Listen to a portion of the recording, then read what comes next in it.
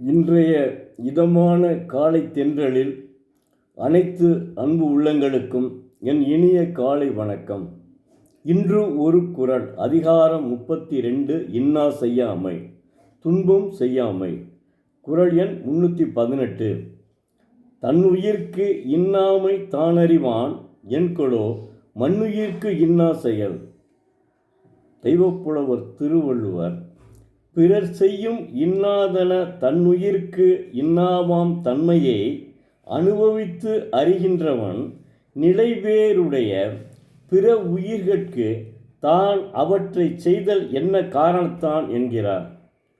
அதாவது, பிறர் செய்யும் துன்பம் தன் உயிர்க்கு துன்பம் தருவதை அறிந்து அனுபவித்து நிலைவேறுடைய பிற உயிர்களுக்கு துன்பம் செய்வது என்ன காரணத்தால் என்கிறார்.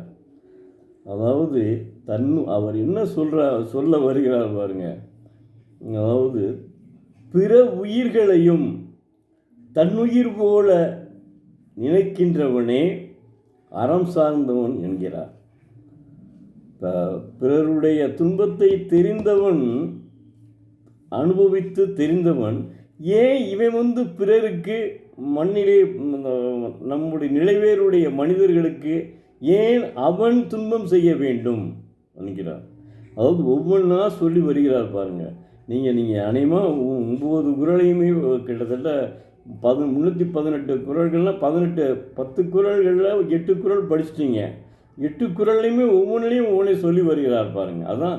அதாவது துன்பம் செய்யக்கூடாதுங்க. அடுத்தவனுக்கு ஏன் துன்பம் செய்யணும்?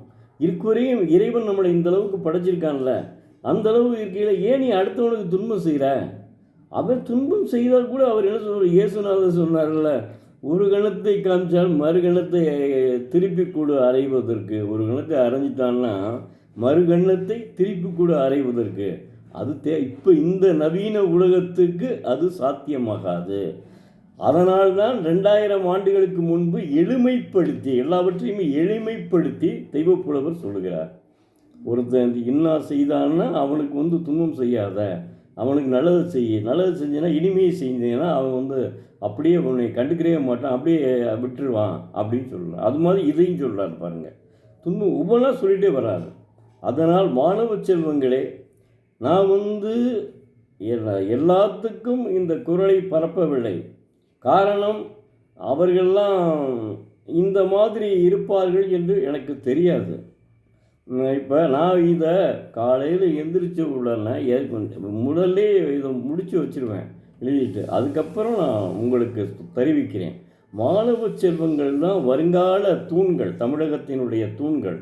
தமிழகம் நன்றாக நன்றாக இருக்க வேண்டும் என்றால் அது உங்கள் கையில் தான் இருக்கிறது. அதனால்தான் தினமும் ஒரு திருக்குறளை உங்களுக்கு படிக்கச் சொல்கிறேன். நீங்களும் படியுங்கள், இதனையும் கேளுங்கள், நீங்களும் படியுங்கள். நன்றி. நாளை மீண்டும் ஒரு குறளுடன் உங்களை சந்திக்கும் எழுத்தாளர் சோ. பரமசிவம், மதுரை.